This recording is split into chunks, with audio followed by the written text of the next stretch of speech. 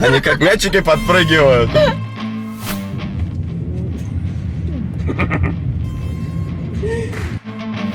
Сегодня не простой ролик, необычный, как бы, да? А ко мне пришла девочка, которая меня смотрит, и у нее накипело. У тебя же накипело? Конечно, Что, у меня накипело. что ты хочешь донести, почему ты пришла и почему ты хочешь попасть в ролик? Расскажи. Да, на самом деле, как бы про тебя мне рассказала моя подруга, которая очень сильно тебя любит. Вот, то есть смотрит каждый раз ролики и, честно говоря, поражает. Как зовут Настя, подругу? Настюха. Настюха. Вот. Соответственно, как бы появилось такое впечатление, что все бабы конченые. То есть в основном, что у нас там запросы по баблу. Сама из себя ничего не представляет. Вот хочу себе богатого мужика. Но если разобраться, я, честно говоря, сижу на сайтах знакомств очень давно. Никак не найдешь своего принца? Они у меня периодами меняются. Да, я такая немного странная женщина. Полигамная. Ну, есть такое, наверное, не готова к серьезным отношениям настолько. Вот. Но сам факт того, что мужиков-то на самом деле в нашем мире достаточно долбанутых. Как и женщин. То есть в моем блоге показываются в основном меркантилоиды женщины, как бы, да, а ты хочешь рассказать историю о мужиках. Естественно. Это, кстати, их же интересно. накопилось достаточно много. Они тоже дебилы. Конечно. На самом деле, если вот так брать, еще Тиндер, когда только был, помнишь, там еще более-менее нормально. Ну, средне, да. Ну, более-менее по мужикам можно было пройтись, они хотя бы более-менее адекватные были. Сейчас то, что происходит, я сейчас сижу, в основном, значит, это что у меня? Баду, это ВК, и вот Твинбай мне предложили скачать. Вот. Если пройтись по кринжу, значит, самые обычные требования у мужчин это красивая девушка, обязательно работающая, приходящая домой, готовящая. Желательно, чтобы она была без детей, естественно, со всеми справками, да, что у нас здорова, как корова, вот, элитная, причем такая, у которой молоко такое сладкое. Вот. Это еще ладно, как-то можно понять. Начнем с кринжовых ситуаций. Которые происходили с тобой. Да. Мужики у нас пользуются фотошопом прекрасно. Мне казалось, что только девушки. Я тоже хотел сейчас добавить, что я думал, что девчонки там фильтры накладывают, там фотошоп, там еще что-то. Нет, мужики это делают прекрасно. Причем, знаете, благодаря прекрасному искусственному интеллекту они научились отправлять кружки. Да, как это? подставляя другие лица. А зачем, если он придет, я извиняюсь, с другим? Вот у меня тоже был такой вопрос. То есть, получается, я, значит, познакомилась с парнем. У меня есть такое правило, что, ну, по типу там, недели-две мы можем максимум переписываться. Если он не хочет навстречу, я его опрокидываю. Тут мы неделю переписывались, мы с ним даже созванивались, общались. Он мне присылал фотографии сначала, ну, такие, знаешь, видео, которые ты просто там из жизни, да, ну, то есть не кружочки, а просто видюхи. Отрезки. Вот. И фотки, ну, такие домашнего характера, то есть они не обработанные супер-пупер, ну, кидала такие, но и обычные. И я такая, ну, вроде бы норм. Такой высокий, спортивный, все как я люблю. Вот. И я говорю, типа, слушай, ну, давай, может быть, как-то пересечемся. И вот он начинает ступориться. Он где-то на 3 дня пропал. Вот, я думаю, ну и фиг с тобой, короче, чувак. И тут он объявился, и он такой, типа, ну, можно будет пересечься, и кидает мне кружок. Кружок, ну, в целом, как бы, честно, ну, во-первых, там не особо было какие-то действия, то есть он, получается, как бы снял себя с лица, видимо, лицо подставил, и, ну, как бы там, ну, просто, типа, улыбнулся, и все. Я такая думаю, ну, вроде похож. Мы с ним договорились о том, что мы встретимся. Он выбрал, значит, речной вокзал. Там, получается, у метро есть такая аллея, и она темная. Она не подсвечена. Чтобы его меньше видно было, да? Чтобы не Брэд Питт, как в кружке.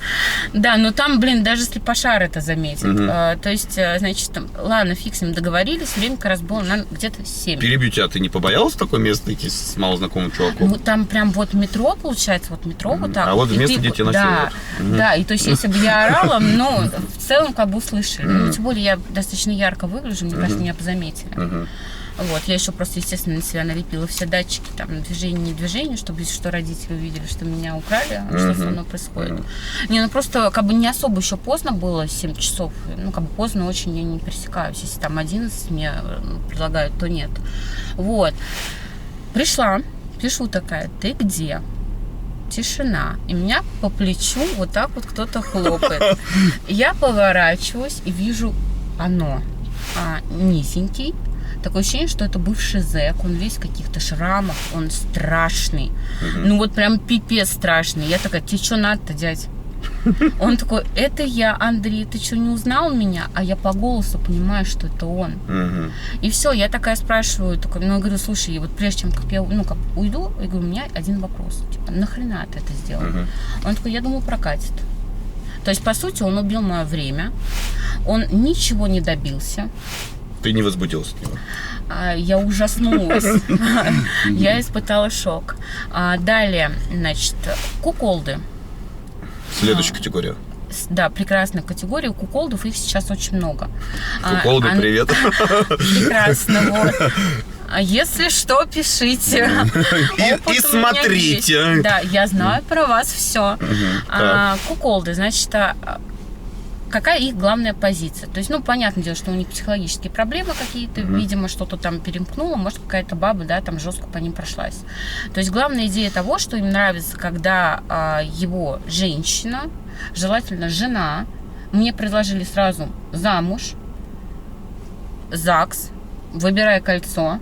Это, по-моему, самое быстрое предложение. Тебе. А вот он со своей женой предложили тебе? Нет, или он что? без жены. То есть он как единица, но ему нравится именно статус даже не то, что девушка, а именно жены. То есть для них брак вообще просто вот буквально сутки он мне предложил: пожалуйста, пойдем в ЗАГС, там в любой, вот, и распишемся.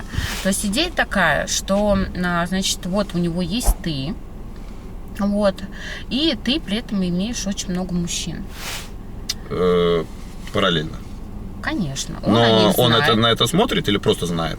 Он в разных вариантах. Он об этом знает, он сам может договариваться с ними, он может им заплатить за это. Вот. Он может их выбрать сам. То есть он спокойно, вот он мне рассказал предыдущие отношения, он сам выбирал и с ней согласовывал мужиков, которых она будет... А ему это зачем? Он испытывает кайф от того, что ты остаешься с ним. Вот такая вся прекрасная, такая красивая. То есть они на самом деле целенаправленно выбирают красивых девочек, ярких. У них крайне редко бывают какие-то замухрышки. Замухрышкам привет. Вот. Единственный плюс, мне кажется, от куколдов, это то, что он не ревнивый. Сейчас с ревностью у ребят реально беда. Вот. Он тебя полностью обеспечивает. Это как раз-таки для твоих там девочек, которым нужно от 200 тысяч, вам туда, вот в куколдовскую тематику, мне кажется. Вот. Не теребите бедных нормальных пацанов. Вот, соответственно, он тебя полностью обеспечивает. А он шпилит тебя? Для него не стоит острый этот вопрос. Похрен вообще. Да. Он скорее тебе отлежит. То есть у него немного другое. Желательно после того, как ты побыла с этим мужиком. Сразу, через секунду? Ну, если или вы как? рядом находитесь, наверное, сразу можно. Ну, как? Слижет, короче, все, что там осталось. Прям сразу, мужика. да. Но у них очень странное желание, то есть вроде бы так думаешь, ну в целом окей, нормально, да, там вроде по мужикам можно походить официально, вот, но при этом он мало того, что хочет статус жены, это значит, что вот он конкретно хотел иметь разных детей. То есть от разных национальностей, типа не там, я говорю, вот эти мексиканцы какие-то, корейцы. А у меня типа сразу вопрос, ну окей, он детей запишет на себя, а потом такой: да ну тебя нафиг, вот ты с этим клоповником своим, там, муравейником из детей всех национальностей, как цыганка, не знаю. Таких-то хочешь, я таких даже не слышал. Да это вот зайти даже сейчас можно посмотреть. То есть в основном они пишут, я говорю, очень много всего. Госпожа, пожалуйста. Они такие: ты выглядишь как госпожа. Я говорю: а как ты это понял? Мне захотелось подчиниться, отхреначить Да, меня. да. Вот, кстати, таких мужиков тоже очень много, которым вот именно надо, чтобы их вот так вот прям жестко бабы парафинили. А это свободные мужики или они уже женаты? Неизвестно. Слушай, ну, женатиков мало попадалось, потому что, мне кажется, они все равно побаиваются. То есть у них в основном анкета такая, она без лиц, а мне неинтересно, ну, если я не вижу человека в лицо. Да ты в кружочках не то лицо видишь, в принципе. Ну, какая вот разница вообще? теперь уже, да. Ну, тогда надо какой-то конвейер из свидания устраивать, знаешь, там, с каждым по полчаса. Мне кажется, нормально. Вот. Потом, что еще? Самое актуальное, это, значит, вроде вы общаетесь, и место встречи – это его дом. Обязательно пригласить меня на кофе, на просмотр фильма. То есть такое ощущение, что я бомжара какая-то меня на улице он подобрал. Чисто. Вот, но у меня типа сразу негатив. И, ну, как бы они пишут, ребята, это не работает, когда вы говорите, мы просто посмотрим фильм. Нам по сколько? Нам по 10, по 15, что ли? Ну, это же предлог только фильм. Это называется, я вообще не хочу поднимать свою жопу. Возможно, Приедь сама. Возможно, и свой член, кстати говоря. Возможно, его еще придется поднимать. Уверен. Если вот. он не хочет шевелиться в этом, значит, здесь там тоже не шевелится. Вот, да, соответственно, ну и с точки зрения безопасности, как бы, ну, я не знаю, это... У меня была ситуация, когда мне пришлось мою подругу вытаскивать вот такого чувака. А что было? Если помнишь, Pure приложение. Короче, Pure приложение, там, ну, как бы целенаправленно люди ради... встречаются. Соответственно, как бы, ну, для меня это немного не та история, то есть я в таком не участвовала, ну, вот мы сидели у нее, и она, короче, зашла, и такая говорит, типа, слушай, неделю переписываюсь с парнем, вроде прикольный, поеду я к нему. Я говорю, слушай, ну, хреновая затея, реально хреновая затея к мужикам ездить на хаты, вот честно, даже если ты обдолбанная и пьяная. Вот. Она мне показывает фотографии, а там в Пьюре, типа, ну, редко выставляет фотографии лица, то есть в основном, ну, типа, посюда. И он фоткал как-то сверху. Я вижу, он такой, ну, худощавый. Мне, в принципе, такие не нравятся. Вот. Я говорю, ну, слушай, я бы не поехала. И по итогу она решила поехать. Ну, вот. Она мне описывала, что там происходило. То есть я сидела при этом там со своим парнем, ну, на пульсе руку держала, чтобы если что поехать за ней. Вот. Значит, что там было? Ну, по сути, как она мне это рассказала. Значит, она туда приехала, открывает дверь, невысокий парень, она 1,85 м где-то. А он, ну, прям, наверное, где-то, когда я его увидела, наверное, 1,68 м, ну, то есть почти как я. Вот. Мало того, что он никакой, потому что я его потом увидела, ну, это просто, это такое ощущение, что это наркоша обдолбанный. Весь какой-то непонятный, весь чумазый, блин, худющий. Она говорит, ну, значит, он открыл дверь. Первая дверь налево, да, и чуть дальше еще налево вторая дверь. И она говорит, я захожу, только хочу что-то у него спросить, а он мне сказал, типа, тише. Она такая, кто-то типа, там есть? Там мама. Он живет с Почему мамой. зайчик какой? Да, чуваку, по-моему, 37. Вот. Там мама, тише, давай пройдем в комнату. И она говорит, ну, Арин, вот там такое ощущение, что бабка сдохла. Вот прям вот этот дух эсеровский. То есть мало того, что окружение такое, она говорит, там все, ну, такое достаточно пыльное, грязное. Я говорю, почему ты не ушла? То есть, ну, вот надо было еще развернуться, как только он открыл дверь, и вообще не ехать туда. Ну, фиг с ним. Значит, получается, она ну, часто играет, стримерша, то есть вот это вот играми, короче, увлекается. Что, мама его? Не, вот эта девчонка. Возможно, и мама, поэтому нужно было соблюдать тотальную тишину, чтобы она слышала. Вот. Она говорит, я прошла в комнату, там очень все грязно, скудно, то есть там стоит, ну, компьютерный стол, его этот комп, вот, и кровать. Она говорит, я села аккуратно на угол кровати. Она говорит, естественно, он ко мне сел. Она говорит, ну, мне максимально, типа, неприятно было, поэтому она от него, типа, это... отлынула. Вот. Он ей предложил выпить, для того, чтобы, да, эту историю очень красочно не рассказывать. Она говорит, типа, ну, я не особо хочу, ну, типа, ладно, давай. А сама мне пишет, ну, она говорит, давай, короче, по ходу дела я закругляюсь. Ну, вот. Попутно скидывает мне адрес, вот. Он принес стаканы, такие граненые, грязные.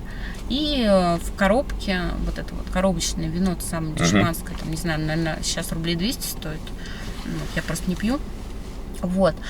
В общем, она мне скидывает адрес, я когда приехала туда, такое ощущение, что я в какой-то вот как психбольница какая-то. То есть мало того, что там, значит, лес с другой стороны, вот, а я еще еду и этому таксисту говорю, объясняю ситуацию, говорю, короче, помощь нужна. Я говорю, если что, ты же защитишь меня?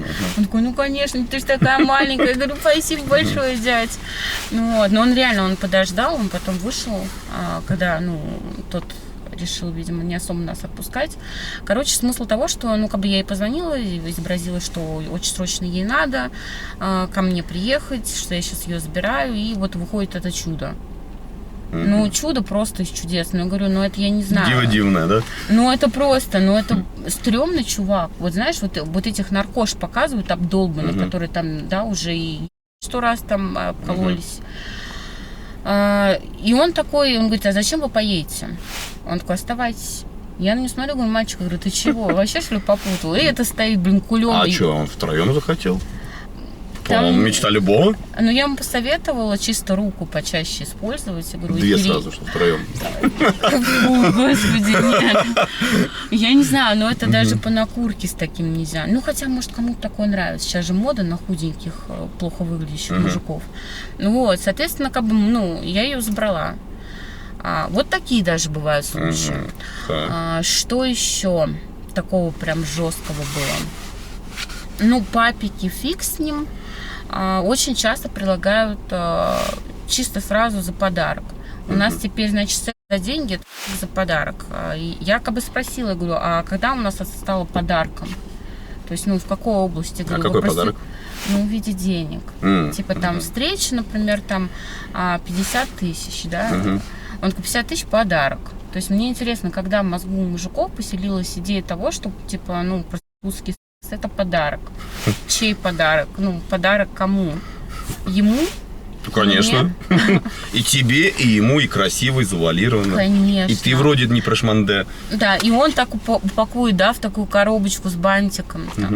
Вот, соответственно, такое тоже очень часто пишут, как я понимаю, это из-за внешки. То есть, если девушка красивая, соответственно, можно ей такую хрень предложить. Почему? Непонятно. Потом, что еще? Очень много малолеток. Что с этим делать? А чем они плохи? Слушай, они все равно, у них достаточно скудное мышление. И, у них основная тема, это типа, что с ним офигенный. Но я не знаю, как по мне, если тебе там даже 35-38, ты более-менее там, нормальный образ жизни ведешь, у тебя нормально все с либидо. И наоборот, у мужика он более опытный. Мне что делать? Вот мне написал 18 лет. Что он может, да? А у тебя бывало вот с такими? Слушай, самый молоденький, наверное, с разницей в 7 лет. Тебе сколько тогда было? Как и сейчас. А сейчас сколько? Сейчас у меня. Вот, мне 35, ему 28.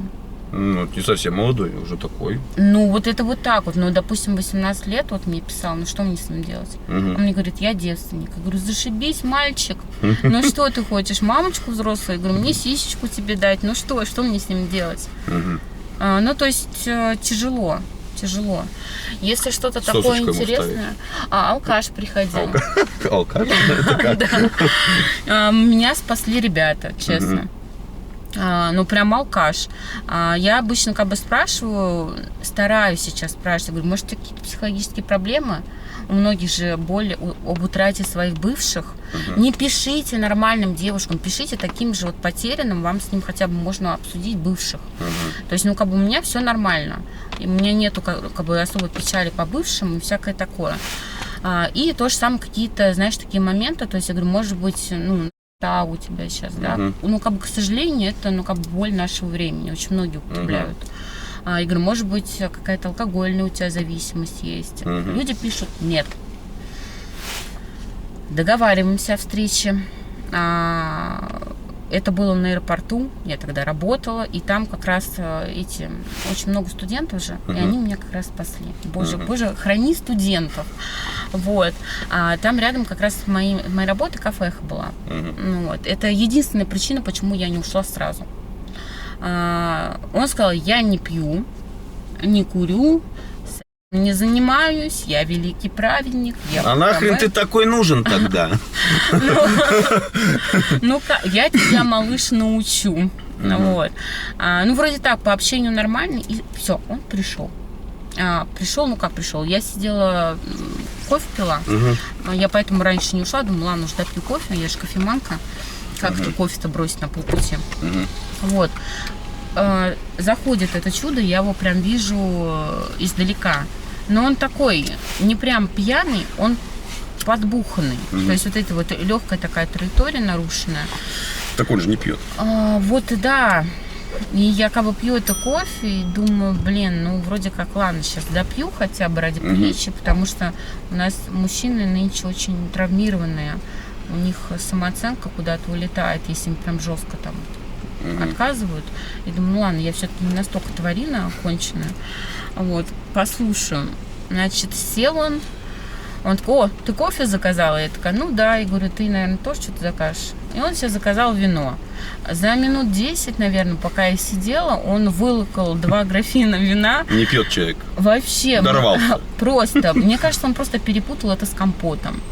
Вот. И, ну, где-то на 10-ю минуту я как раз уже допила, я поняла, что он уже в говно, потому что, ну, у него лыка не вяжет, он сидит полупокерный. Я такая, все, чувак, давай, пока, и ухожу. И я, наверное, ну, как бы иду, получается, к остановке, на автобус сесть, и он меня просто чисто за руку хватает и вот прям резко, ну, на себя отводит. Я говорю, что надо? Он такой, у меня есть гениальная идея. Я такая, какая? Выпить еще графин. Да. Он такой, мне кажется, вот я не допил 3-й. Значит, он мне предложил поехать к нему. Он такой, ну ты не обращай внимания, там с друзьями живу, а у меня в башке уже оргия какая-то, просто меня там, ну, грубо говоря, по кругу пускают. Я такая, чувак, ты вообще попутал? Я говорю, ну ты пьяный в хламину стоишь, и мне что-то такое предлагаешь. И он меня не отпускает. Меня спасли вот ребята. Чисто они такие, отпусти девушку, я просто быстро убегаю из этого ада. Вот, к слову, да, вот о нормальности. Очень много, ну вот эти тарелочницы, да, есть мужики. Такие, Альфонсы, типа, да? Тарелочники. Ага. Да, то есть, если парень более-менее симпатичный, то вот у него это проскальзывается. То есть, вот это вот я там царь-бог. И получается, что как бы он очень сильно бесится из-за того, что, ну, у меня позиция тоже такая же сразу становится. То есть я прям рикошетом человека приземляю и отвечаю. Тоже тяжело, очень много заднеприводных. Я вот не знаю, что с этим делать. Для меня это зачем боль. ты с ними, они с тобой знакомятся? Что? Они типа и так могут. Бишечки такие. Да. Окей. И вся боль такая, то, что в основном мне нравится, как бы, ну, у меня есть один типаж, то есть если лицо, как бы, мне разные нравятся, ну, в основном просто брутальный, вот, то есть там, допустим, позиция это рост и само физическое телосложение, потому что я на спорте, соответственно, как бы, человек должен быть на спорте. И очень много таких. И причем они же не сразу это раскрывают. То есть сначала нормально, а потом, давай этого Альфреда пригласим. Он меня там... Даже не обязательно нужен Альфред. Есть приборчик. Сейчас, да. Мне обычно вот переходим, когда в Телеграм, я просто сама по себе очень открытая. Ну, очень легко мне находить, потому что я, ну, продажница с 13-летним стажем, соответственно, ну, легко нахожу контакт с людьми. И мне в телеге начинают вот это вот прям скидывать. Вот крайний раз он мне скинул, значит, такая штука, член, который вот так вот чпонькается к стене, и он автоматом вот это вот делает. Соответственно, как бы, ну, его попка, она туда. Ужас. А по нему не скажешь. То есть, ну, вот я говорю, то есть у меня в голове не укладывается даже как определять. Вот как девушек определять, которые вот такие вот непонятные? Ну, только по чуйке, как-то интуитивно, вот, а так только по общению, все равно звоночки какие-то будут в общении. В любом случае, просто большинство людей эти звоночки не слышат, не видят. Ну, когда человек не на опыте, да, там, не знает психологию. То есть он просто, игнорирует. А зачастую все равно это все практически на плаву. Угу. Вот и все. Ну, по внешке, наверное, никак не По внешке вообще никак. Бывает, вот, что касается девочек, она отвязная наружность, так ведет себя, а на самом деле она с принципами капец. А бывает ангелочек такая, а она там как раз по кругу, вот эта вся история. Как сложно, да? Ну, все очень сложно, все индивидуально, и нужно просто обладать определенным опытом. Ну, а вот с мужиками еще тяжелее. Это вообще просто атас. Ну, то есть, нормальных парней практически нету, да, не попадаются? Нет. Чтобы нормально выбрать, нормально начать встречаться, там все вот, история. Знаешь, у меня, наверное, высокая еще планка сама по себе, потому что, у меня нету вот этого, да, как там я смотрела твои ролики, там, от 200 тысяч, все, а сама там сидит, не знаю, носом клюет, 2 слов связать не может. То есть у меня здесь скорее какая-то вот моя грань нижняя, да, то есть от этого я и отталкиваюсь, то есть, я достаточно... коммуникабельно. То есть из-за того, что я работаю в продажах, у меня очень много сфер, у меня очень много клиентов из разных сфер, я достаточно разбираюсь во многом. Человек, если тупой, но мне с ним будет тяжело. И очень часто вот эта проблема, что наружка классная, он там есть на спорте, он такой высокий, по нему девочки все писаются, а он тупой, как пробка. Ну и что мне с ним делать? Ничего, а что с таким делать? С таким неинтересно будет, книжку он тебя возбуждать даже не дашь, будет. он же не сможет почитать ее. То есть очень сложно выбирать стало. И очень много, говорю, вот этих вот, особенно в зале. Мне тренера жалуются. Они говорят, там вот что не баба непонятная. Короче, бабы все в эскорте, особенно в Сити. Вот тот же самый DDX. Он говорит, там просто, туда тренера хотят попасть, потому что можно заработать. Они хорошо платят. Он говорит, но там не выбрать девочку. Вот. А мужики вот все такие, а почему бы и нет? Вот мне тоже парень недавно написал, прикольный, по нему даже вообще не скажешь, и по общению он такой, начитанный, интересный. Он такой, как ты относишься к тому? Он такой, я даже не знаю, стоит ли тебе это сказать, я уже понимаю, что это какая-то хрень. Я говорю, говори. Он говорит, вот у меня я там иногда с пацанами там могу чпункаться. Он такой, мне нравится, когда девушка на это смотрит. Я говорю, чувак. Это тума. Я говорю, окей, даже представить чисто логично, что тебя чпонькает где-то мужик, говорю, почему я должна на это смотреть? Для меня это будет ненормально. Это как бы с моей устойчивой психикой, ты мне поломаешь ее окончательно. Естественно, мне кажется, если ты увидишь, как это происходит наяву, ты же не видел, так я понял? Или видел? Чисто видеохи то, что... Не в жизни. Да не, мне кажется, я к этому не готова была бы. Психика на вылет. Кстати, давай вот проведем эксперимент, если хочешь. Эксперимент в адекватности мы к зрителям. Мы можем, допустим, в комментарии твой какой-нибудь контакт оставить. Так. Как знакомство тех же принести. И пусть они попишут, а ты мне потом просто расскажешь, там нормальные, ненормальные, там заднеприводные, не заднеприводные. Если хочешь. Давай. Да, давай, окей. Давай, я тогда оставлю контактик. Вот. А потом ты мне расскажешь, что к чему там. Да без проблем. Интересно. Мне кажется, там у тебя будет просто новая рубрика из этого. Ладно, окей. Интересно такой формат послушать. Вот женскую боль по поводу мужчин. Какие мужчины... Наболела, как бы. У женщин, кстати, все попроще. Там это либо 200 тысяч, как бы, да, либо она там вся красивая. Вот это 200 тысяч, я не понимаю. В сравнении с твоим рассказом, это просто цветочки. Ты вот рассказывал я. У тебя хотя бы они под одно, да, и как-то уже проще с ними это даже вести диалог. Да, хотя можно их там надуть там или еще что-то, да, но они все равно в рамках полунормальности, так скажем.